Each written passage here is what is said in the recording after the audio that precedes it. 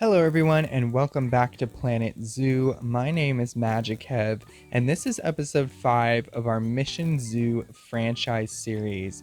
Last episode we finished building the mission, and in this episode we're just going to kind of take it easy and just do some virtual gardening, some landscaping all throughout the mission courtyard.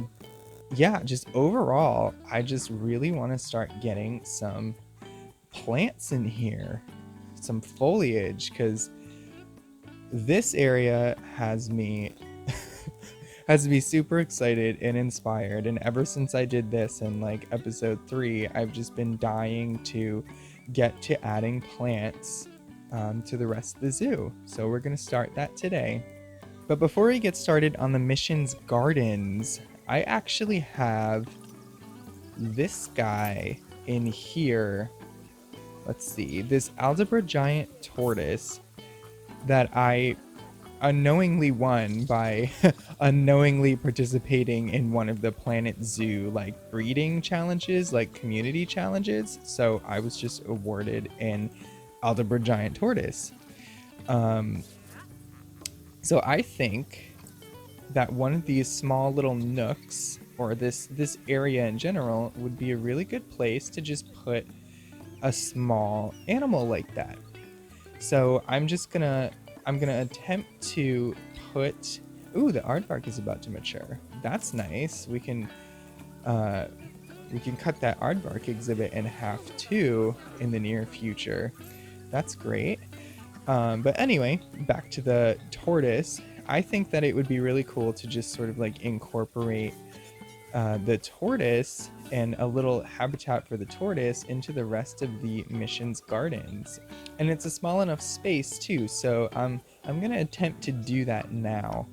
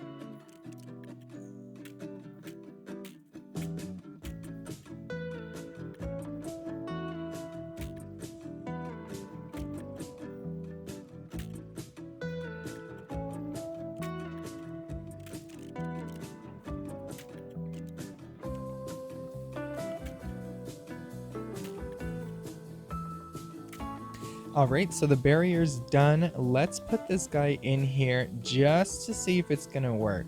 I know that the exhibit is I know that the exhibit is 240 meters squared, which is 10 square meters more than they need, according to the Zoopedia. But I just want to throw him in here just to see if all of the land is traversable. I'm sure it is, but you know, it's a tortoise. I don't know what it can. I don't know what it can traverse and what it can't. This is the first time that I'm putting a tortoise in any of my zoos. All right, there he is.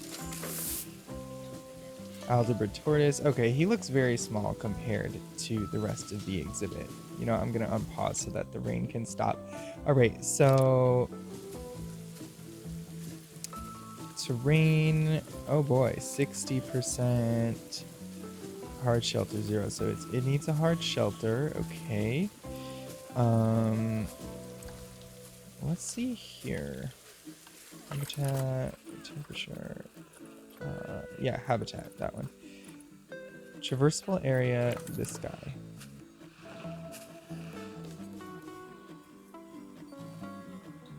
Well, you know what I can do? I can kind of just like bump it out this way. I think I'll do that. Because I have so much space, I think I'll just do that. Why not?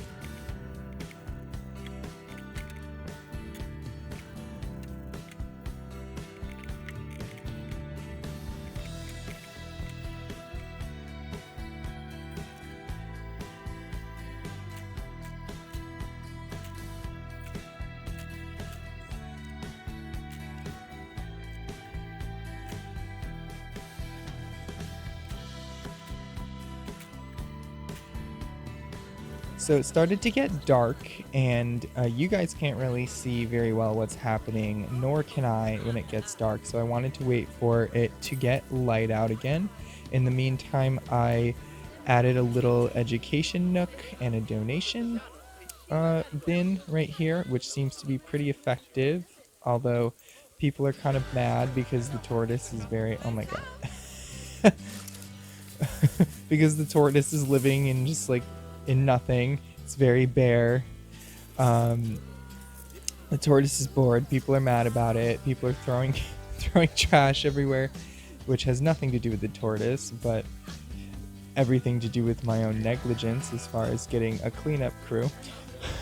But anyway, we are all set on terrain for the tortoise, with some room to spare if I decide to put another one in the future to breed. And the entirety of the exhibit is navigable, which is great. So with that, we're just going to jump straight into making this exhibit beautiful as part of the courtyard's gardens, but also do up the tortoise's welfare to 100.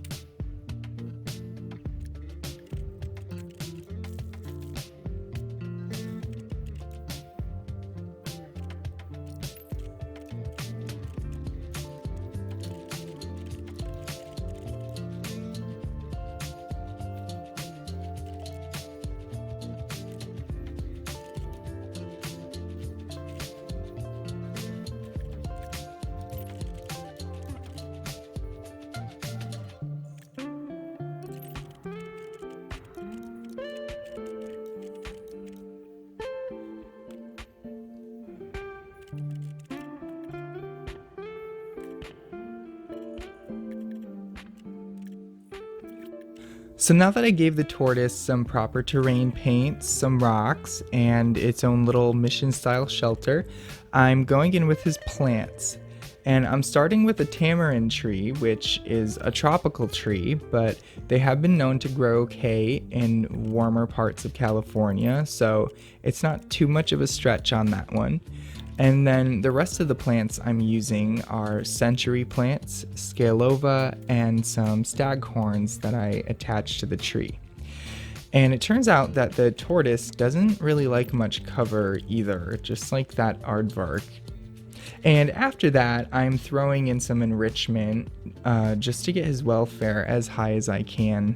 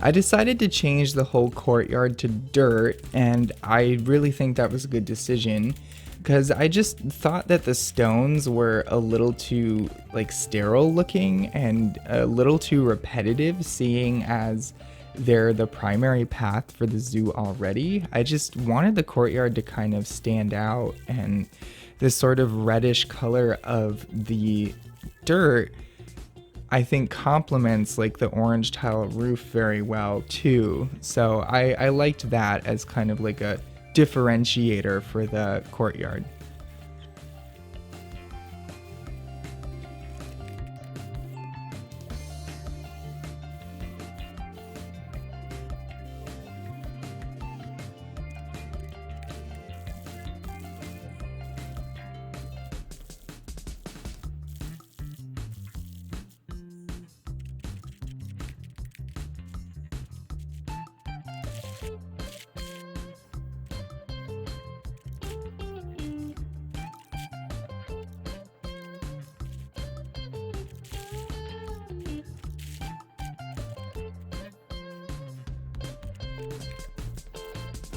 And on to the gardening, which is my favorite part by far.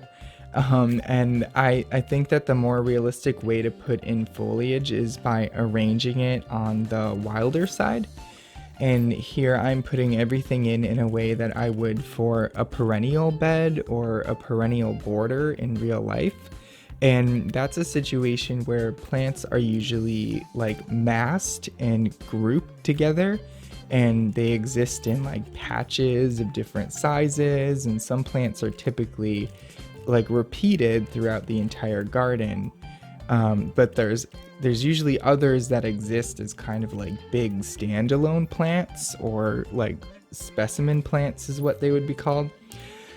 So for this arid California style garden, I'm using date palm, sages, hawthorn, candelabra, creosote bush, manzanita, crimson turkey, protea, century plant, barrel cactus, Joshua tree, organ pipe cactus, aloe, fairy flower, triodia grass, wisteria, prickly pear, and you'll see me throw in nettles here and there as weeds. And yes, I wrote all of that down so that I could read it to you, but I wanted to read it to you and give you the full rundown so that if you are interested in replicating this style in your own game, you know exactly which plants are the most realistic fits for it.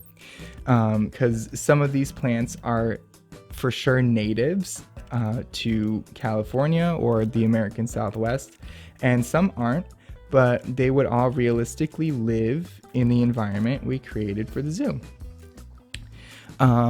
What I wish the game had, though, were roses, Mexican fan palms, and bougainvillea, because I think those would really work in a mission theme or just like a Southwest zoo. But we do have quite a bit, so I can't complain too much there.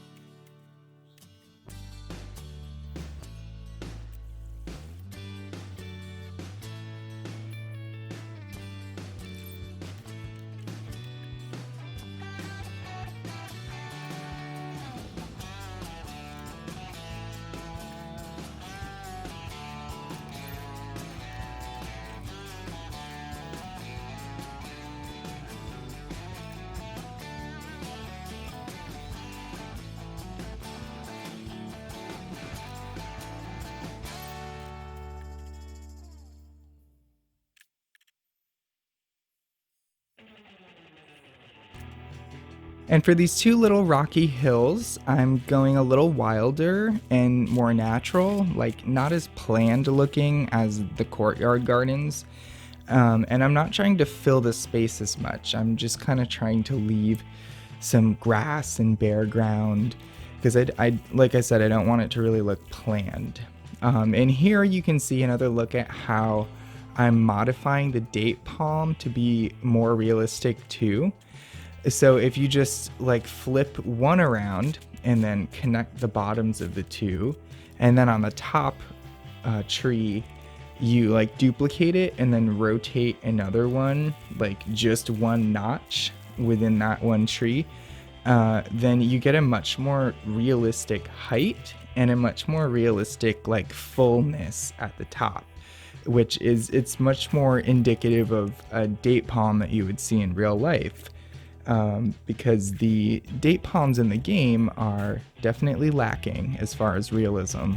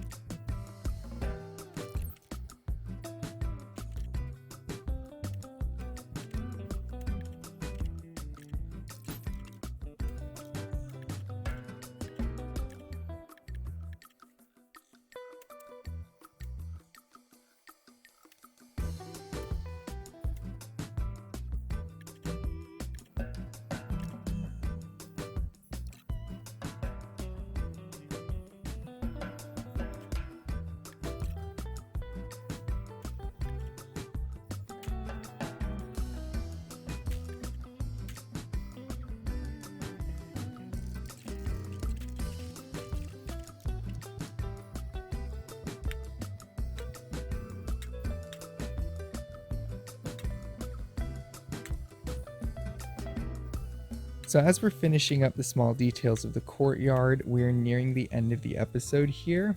I had a lot of fun designing the plantings for the courtyard, doing some virtual gardening and whatnot. That was definitely the highlight for me. And I'm happy that I was able to incorporate the tortoise exhibit into the gardens as well. It was a more practical way of like using the space, because why not? It's a small animal, and yeah, I think it fits very well with the rest of the gardens. And at this point, there's no denying this is a mission. So goal accomplished. We're finally getting the little details in that really make this big complex of buildings look like it belongs here, and that it's been here for a long time. So there are some surprises.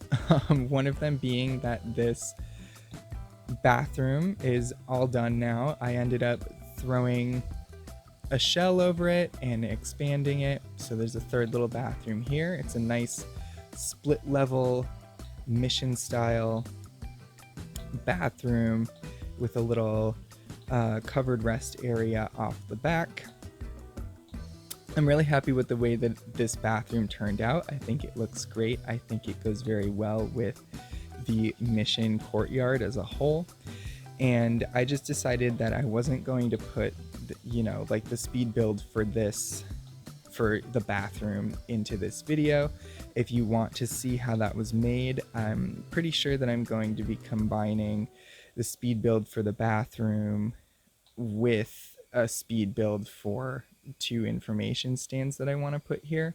So I'll kind of have like a facilities building speed build that I'll keep separate from the series. We won't bore you too much with that, but yes, it's done. It's here. It looks great. It fits. And last surprise is this building over here, aviary. So this is a quick little preview of what's going to be happening in the next episode 6. And with that, I have to say thank you again for watching. If you like what you see, you know what to do. Like, subscribe, or both. Thanks and bye.